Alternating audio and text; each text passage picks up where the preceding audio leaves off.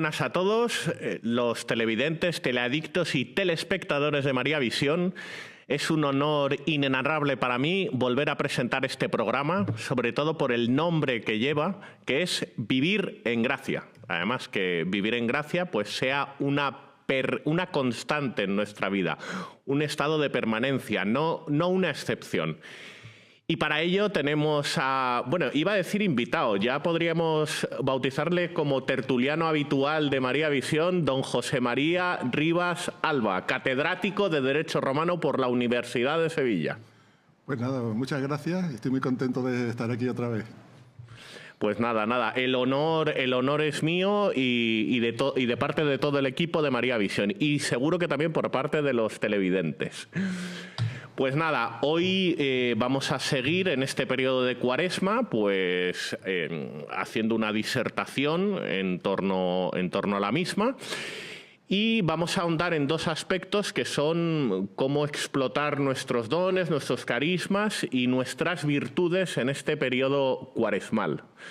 Así pues te cedo la patata caliente para que hagas una introducción. Bueno, es que el periodo de Cuaresma es un periodo, digamos, especialmente determinante en la vida cristiana, ¿no? Porque es una preparación, le pasa como al Adviento, pero aquí quizá todavía con más intensidad, puesto que estamos encaminados al Triduo Pascual y a la Resurrección, ¿no? Y entonces yo creo que la Cuaresma es un momento para plantearse en serio una especie de segunda, tercera o cualquier conversión que haga falta, porque en realidad nos tenemos que estar convirtiendo siempre. Y para convertirnos lo que hace falta es pegarnos a la vida sobrenatural. Sí, yo de hecho además entiendo la Cuaresma como un momento de comienzo. Claro. Pero claro, un comienzo que se tiene que extender a lo largo y ancho del resto del año. Empezar en Cuaresma, pero para convertir todo el año en una Cuaresma. Claro, es que la Iglesia, que es madre, yo creo que nos va como dando oportunidades de crecimiento, y en realidad cualquier situación puede ser un motivo de conversión. Cualquier época del año es un motivo de conversión, pero claro, lo de la Cuaresma es especialmente fuerte, ¿no? Se dice que es un tiempo, esto es fuerte dentro de los tiempos litúrgicos, porque es como si estuviéramos interpelados de una manera mucho más intensa que en el resto del año, ¿no? Y sí, hombre, la Semana Santa, la Cuaresma y la Navidad, ¿no? Digamos, bueno, que claro, son tres periodos del año de especial relevancia frente a los demás. Claro, yo creo que la idea, yo vuelvo a lo de antes, la Iglesia es nuestra madre, y ya sabemos las madres cómo educan a los hijos. Ella sabe que no somos espíritus puros. Si fuéramos espíritus puros, no habría falta tiempos de Cuaresma. Y ya está, seríamos unos santos, o bueno, a lo mejor seríamos unos demonios, pero ya está. Pero el ser humano vive en el tiempo, ¿no? Y lucha, y tiene la capacidad, a diferencia de los ángeles, de arrepentirse y de volver a empezar. Y la Cuaresma es un momento muy indicado para volver a empezar, cada uno a su nivel.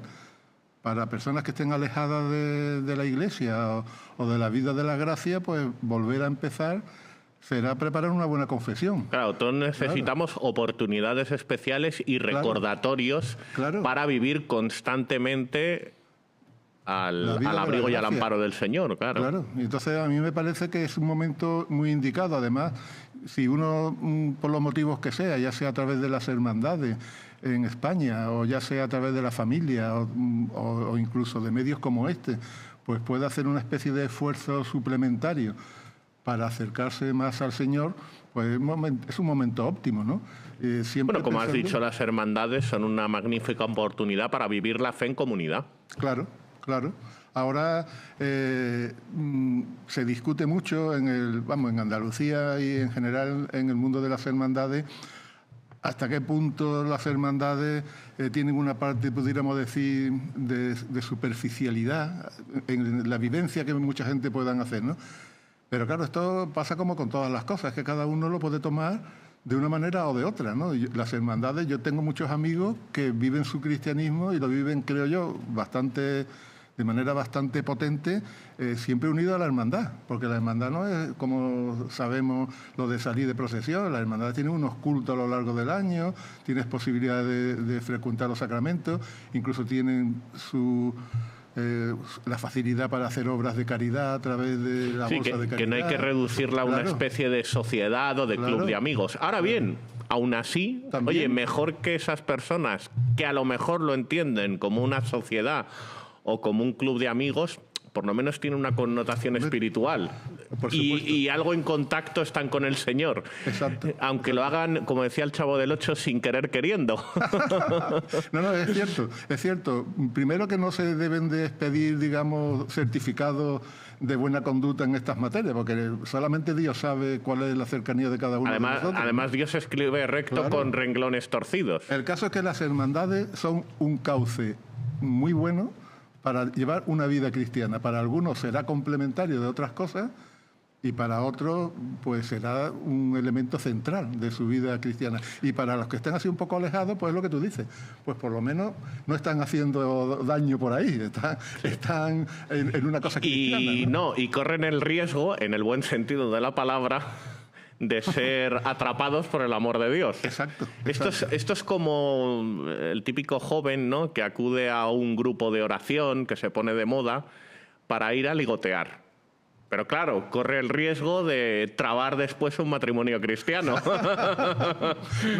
Así es lo que tú dices, Dios escribe recto. Con renglones torcidos, efectivamente. Y de muchas maneras, ¿no? Así que, y la Cuaresma, claro, está un poquito relacionado con el asunto de las hermandades, porque las hermandades intensifican su vida comunitaria en Cuaresma, aunque la llevan a cabo durante todo el año, pero es obvio que en Cuaresma, digamos, se concentran muchas veces los cultos, los quinarios, las preparaciones, etcétera, ¿no? Así que creo que es una buena oportunidad, ¿no? Vivir la Cuaresma cada uno como buenamente pueda, pero si es a través de una hermandad, pues no está de mal, ¿no? Además, bueno, como has dicho, cada uno como buenamente pueda, porque hay tantas maneras de vivirla, siempre que esté dentro de los planes de Dios, por supuesto, pero que no hay una manera unívoca o homogénea, sino que Dios también nos da un abanico amplísimo, por no decir infinito. Claro, no, lo que pasa es que la idea y lo que hay que subrayar siempre es que de lo que se trata es de ganar en vida sobrenatural. Ya sea a través de Hombre, las no, hermandades, siempre ¿no? que ese sea Claro. el objetivo y la meta. Claro, por supuesto. claro. Es que el problema que tiene esto es que algunas veces Se de saca los manera pies del consciente, tiesto, claro, sí. o incluso hay unas concepciones de estos mundos, digamos, que orillan lo más importante, porque lo más importante es que son el culto para acercarnos a Dios, para incrementar nuestro estado de gracia, nuestras virtudes, acercarnos al Espíritu Santo, y si se hace a través de las hermandades, pues muy bien, y si se hace de otra forma, pues también muy bien. Pero siempre, digamos, el factor clave es la vida de la gracia. Ese es el factor clave. Es que si no, todo lo demás es un poco secundario y se podría hacer en otro ámbito. O sea, Claro. O sea, todo tiene que orbitar alrededor de la gracia de Dios. Eso es así. Pero bueno, él nos sabe también encauzar y escribe recto con renglones torcidos, como hemos dicho. Has mencionado una palabra que es virtud o virtudes. ¿Qué tienes que decir al respecto? Bueno, yo hemos estado meditando un poco sobre estas cuestiones últimamente, ¿no? Hombre, habría que empezar un poco por la propia idea de la gracia. Es que se nos olvida que vivir en gracia, y por eso es tan importante el sacramento del bautismo, y es tan importante el sacramento de la confesión o de la penitencia o de la reconciliación, o como haya que llamarlo, como medios ordinarios de conseguir salir del estado de pecado y estar en gracia de Dios, que es ser amigos de Dios. Y Entonces, muy interesante esa nota que has incluido, porque a lo mejor una concepción de la virtud en el mundo pagano era adquirirla por tus propios medios. Claro. Y el cristianismo coge una parte de esa dinámica, no rompe completamente con la misma, porque también acepta ciertas notas del pensamiento aristotélico, sobre todo. Pero es verdad que incluye una novedad, que es la virtud abandonándonos humildemente a la voluntad del Señor, a la fuerza del Señor y, por consiguiente, a su gracia. No la virtud ejercida tan solo por nuestros propios medios. Es verdad que sí que tenemos libertad de obrar y que sí que tenemos una libertad para la adquisición de la virtud por nuestros propios medios, pero sobre todo, por encima de eso, auxiliados por la gracia de Dios. ¿Y eso cómo se consigue? Pues a través de la virtud de la humildad. Así es, así es. Hay que distinguir, creo yo, porque en estas cosas, cuando uno las piensa, se empieza uno a dar cuenta de que es mucho más rico, digamos, el panorama teológico de estas cuestiones, que muchas personas a lo mejor ni siquiera hace falta que piensen en ello, porque los grandes místicos muchas veces han ido directamente a lo importante y no han tenido ni la oportunidad ni interés ninguno a lo mejor en disquisiciones así de tipo teórico y tal. Pero si se piensa sobre estas cosas, yo creo que lo primero que hay que darse cuenta es que la gracia genera, digamos, una especie de frontera, aunque una frontera que comunica una parte y otra, como tú acabas de decir, entre lo natural y lo sobrenatural. Es decir, una cosa son las virtudes humanas o las virtudes adquiridas, las virtudes de Aristóteles y del pensamiento griego. Bueno, te voy a decir una cosa, hasta el propio Aristóteles hacía la distinción entre virtudes éticas, que son las humanas, y las dianoéticas, de corte espiritual. Lo que pasa que, bueno, tenía que completarse eso con el pensamiento cristiano. Claro, exacto, pero no entraba en el mundo de la gracia, que es la cosa diferencial, ¿no? No, claro, porque él no fue, claro, que sepamos, testigo de la revelación. Que sepamos. De hecho, siempre los estudios clásicos sobre estas cosas, lo que conviene, y lo que dicen, digamos, los autores que yo considero serios, es apoyarse en la tradición de estas cuestiones de virtud, en la tradición aristotélico-tomista. Porque lo de aristotélico-tomista nos da ya la clave de por dónde van los tiros. O sea, es Aristóteles, o entendiendo por Aristóteles todas las reflexiones humanas admirables y buenas que ha habido a lo largo del tiempo, y entendiendo por Santo Tomás la carga, digamos, sobrenatural que para el cristiano tiene esto, ¿no? Porque, claro, es que una virtud adquirida... Vamos a ver, es que hay una cosa interesante en esto, ¿no? Porque las virtudes adquiridas, las virtudes humanas, se consiguen por repetición. O sea, son virtudes... Tú quieres ser sobrio, pues un día tras otro tienes que luchar para vivir la sobriedad en la comida, ¿no? De hecho, me la has quitado de la lengua, porque hay que hacer... Yo particularmente hago una distinción entre cometer un acto virtuoso en un momento puntual y la adquisición de una virtud. Un acto virtuoso, pues cualquier acto bueno. Pero la adquisición de la virtud es cuando ese acto bueno es repetido y llegamos a automatizarlo. E incluso a veces a cometer, pues eso, al automatizarlo a veces nos sale solo, ya no implica el esfuerzo inicial que entrañó en un primer momento. Pero claro, en todo caso, aunque sea con una gran facilidad, la virtud humana reposa en las fuerzas de cada uno. Pero cuando llegamos a plantearnos qué son las virtudes infusas o las virtudes sobrenaturales, aquí el panorama, que muchas veces no lo tenemos en cuenta, aquí la idea cambia, porque aquí es Dios el que nos infunde a través de la fe la capacidad para generar virtudes sobrenaturales que generen además méritos de cara a la vida eterna. Claro, es un panorama completamente distinto. Aquí no se trata de convertirnos en una especie de atletas de las virtudes, que también. Aquí se trata de vivir las virtudes como una especie de camino que lleva directamente a Dios, ¿no? Claro. Y por eso lo que tú has dicho tiene mucho interés también en las virtudes infusas, que es como la teología clásica llama a este tipo de virtudes, porque digo por lo de la distinción entre el acto de virtud y la virtud. Es que las virtudes infusas, como su mismo nombre indica, están en el alma. O sea, ya es directamente un don de Dios. Nosotros con el bautismo, si estamos en gracia de Dios, tenemos las virtudes infusas, que quiere decir la capacidad, porque virtud en realidad significa eso. Hay que distinguir entre la virtud y el acto virtuoso. Entonces, a veces, casi más que adquirirlas, sería más apropiado decir que tenemos que descubrirlas. Claro, las tenemos. Estamos en estado de gracia, tenemos las virtudes infusas. Pero claro, lo que pasa es que tenemos que descubrirlas y claro, y sacarlas a la luz, hacerlas eclipsar, ¿no? Lo que pasa es que yo creo que esto que en la teología moral se suele llamar el organismo sobrenatural, aunque a lo mejor se entiende, bueno, no sé, mejor o peor, como si fuera un edificio, ¿no?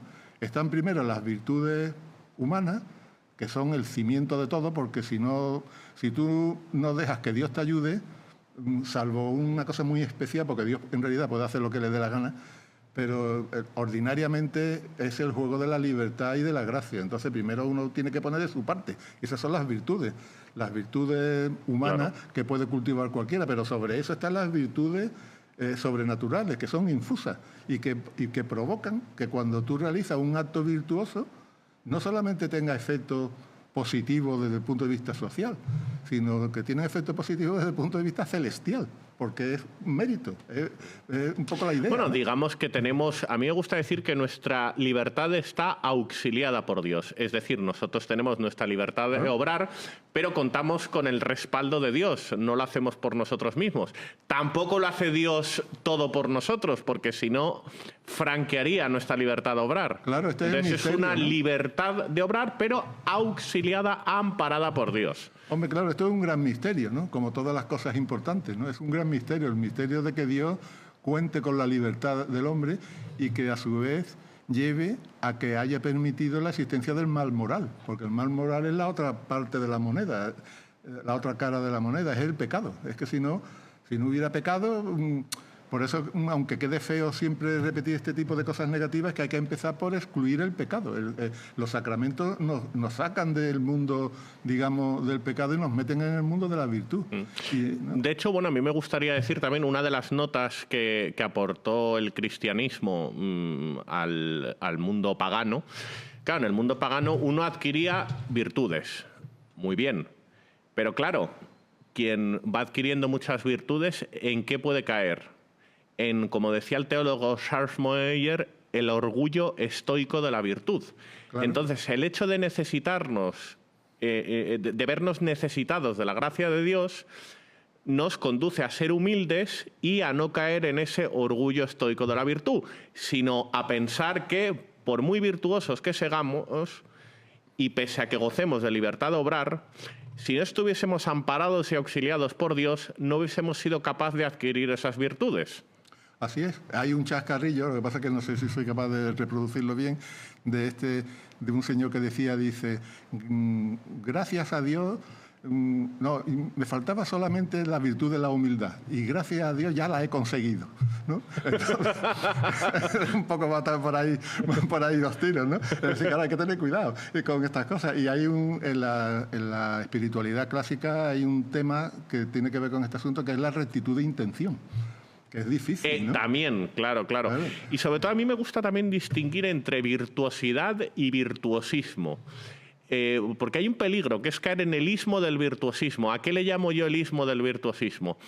A cultivar virtudes individualistas y mal enfocadas. Es decir, pues en el mundo pagano era virtuoso el guerrero bello, fuerte, indomable, indómito en los campos de batalla. Y el cristianismo pues rompe un poco con ese arquetipo de persona virtuosa. Le despoja de ese triunfalismo y ve como virtuoso a la persona pues que es humilde, mendicante, tierna, misericordiosa. Así es. Entonces cambia el paradigma y además determinantemente. Claro, y el propio concepto de lucha que tú acabas de sacar, en el cristianismo se transforma en lucha interior, se transforma en lucha por conseguir progresivamente una cercanía a Dios. Claro, porque el ismo del virtuosismo nos puede llevar a una lucha exterior, claro, para si no incorporamos bien la nota de la gracia, claro, y un poco proyectada a nuestra imagen de cara a la galería, a cuadrar con el statu quo, ¿no? Con el resto de la gente, sí. La lucha en la primera iglesia tenía un escenario, digamos, privilegiado, que era el martirio. En las actas de los mártires, cuando se leen, siempre se subraya el hecho de que el mártir ha triunfado en un combate, porque de hecho el mártir se puede ir.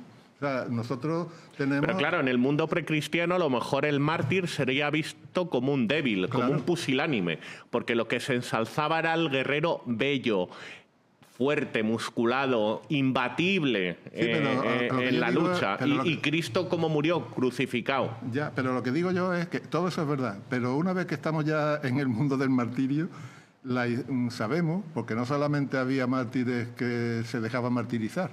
Yo el otro día, por motivos de trabajo, estuve repasando una epístola que es muy famosa en ese tipo de estudios, de Plinio el joven con Trajano, porque Plinio era un gobernador romano en una provincia, en la actual Turquía, en Bitinia y tal, y se encontró con que había detenido allí a una serie de cristianos y no sabía muy bien qué hacer con ellos, porque los propios gobernantes cristianos en algunos casos veían que ahí fallaba algo, ¿no? Porque estaban matando a personas que evidentemente eran buenísimos casi todos, ¿no?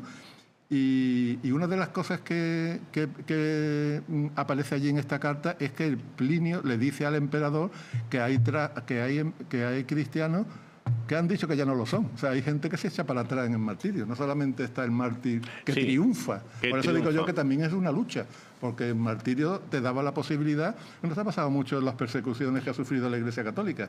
En el siglo XX, en España, en México, en Rusia y en muchísimos sitios, una de las cosas que se le plantea siempre al futuro mártir es que reniegue de Cristo. Y el futuro mártir dice que no. Y es una tentación, porque claro, cuando estás amenazado por el filo de la espada, es muy fácil decir aquí, peores. Yo sería mártir, pero claro, otra cosa es ponerlo en práctica. Claro, hace falta una gracia especial de Dios también, la gracia del martirio, que en realidad es una gracia de Dios, porque humanamente habría que ver nosotros mismos en una situación de esa, a ver cómo nos comportábamos, porque es muy bonito verlo desde lejos, ¿no? Yo no pondría la mano en el fuego por mí. Pero por eso es tan grandioso el ejemplo de los mártires antiguos y recientes, que en líneas generales y en muchísimos casos aguantaron hasta el final y murieron bendiciendo a los asesinos, perdonándolos. Y claro, eso también es una lucha virtuosa, pero claro, una lucha que no es lo que tú estás comentando, no es la lucha del guerrero griego allí en el estadio presumiendo de lo bien que está, y como es otro tipo de lucha. Incluso alardeando de lo inmisericorde o incompasivo que es. Claro, pero vamos, que el paradigma de la lucha, eso está claro, porque yo estoy recordando ahora, lo que pasa es que no me sé las citas literales, ¿no? Hay una cita de San Pablo en no sé qué epístola diciendo que ha luchado, ¿no? No sé cómo va la cosa, que ha luchado bien en el combate y que ahora va a recibir, si Dios quiere, el premio, el trofeo. Es decir, que la vida cristiana ha transformado, podríamos decir, ese modelo de lucha guerrera o puramente humana y tal, en un combate espiritual. Un combate espiritual, que además los grandes místicos lo han tenido siempre, ¿no? Lo sabemos por las cosas que han escrito. Además, aquí queda constatado que cuando renunciamos o miramos de soslayo la idea de virtud o virtuosidad cristiana, acabamos teniendo una idea, como digo yo, virtuosista, del ismo del virtuosismo, de la perfección. Yo distingo entre lo que es la perfección y la dom-perfección. El don perfecto es ese arquetipo de persona hoy en día exitosa en los negocios, guapa, con buena presencia, buena postura, simpática, con don de gentes. Y vale, el cristianismo no reniega de buena parte de esas virtudes, pero no lo reduce a eso, sino que va mucho más allá. Entonces, es que muchas veces en conversaciones hay personas que me dicen, este es perfecto. Y yo digo, ¿y por qué es perfecto? Y me dicen la lista de motivos por el que es perfecto. Y digo, pues yo tengo una idea bastante distinta de lo que es la perfección. O sea, que no hay que confundir la dom-perfección de dom perfecto con la perfección. Claro, porque además una de las virtudes, digamos, importantísimas es la virtud de la naturalidad, que eso hace que el don perfecto este tuyo, por lo menos le falte esa perfección, porque si no es natural, pues ya no es perfecto. Claro, porque se acaban volviendo en personas bastante artificiales. Claro, entonces es que la naturalidad es una virtud más importante de lo que parece. Y los grandes santos han sido muy naturales, han sido personas que precisamente han evangelizado porque muchos que estaban cerca de él sentían como una especie de atracción humana, de decir, bueno, estoy muy bien, este hombre o esta mujer me atiende, me escucha, no presume de nada. En su llaneza está muchas veces la efectividad de su apostolado. Ahí está. Lo que pasa es que, claro, hay que hacerlo de verdad, porque claro, si nos ponemos ya en plan truculento, puede haber un don perfecto de estos que tú estás comentando que se disfrace de naturalidad. Claro, si nos ponemos en bueno, de esos abundan, además. Eso también que pueda haber. Sí, Yo sí. quería aprovechar... Hay mucho filántropo de ese pelaje, que no es lo mismo que caritativo. Yo quería aprovechar, porque estamos hablando de Cuaresma, que precisamente para ganar en virtud, y en Cuaresma en concreto, la Iglesia propone y da algunas indicaciones mínimas sobre la cuestión de la mortificación, que es también una palabra ahora bastante maldita, ¿eh? Pero la mortificación significa simplemente el esfuerzo por intentar controlar nuestras tendencias naturales de una manera, como si dijéramos, razonable, ¿no?